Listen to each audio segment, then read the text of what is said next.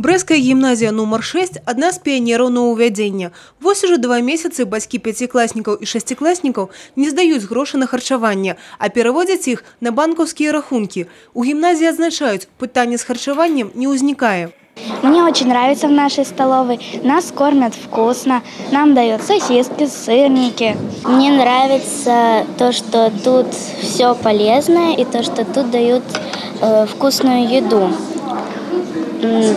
Мое самое любимое блюдо – это сосиски с гречкой. В столовой нравится кушать.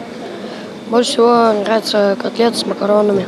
Данные, якія ўносяцца ў квітанцыю, звяраюцца з электронным журналам. Таксама пакуль запаўняецца і папяровая копія.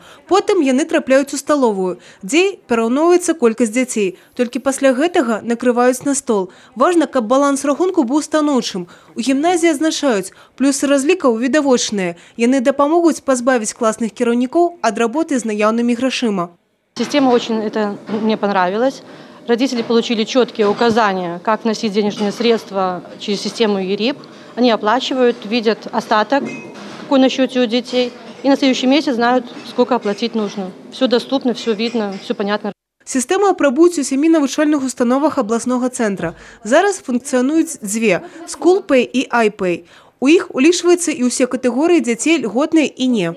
В первое время, когда мы вводили, у нас были небольшие сбои. Почему? Потому что не вся программа была продумана до конца и не были введены льготные категории правильно.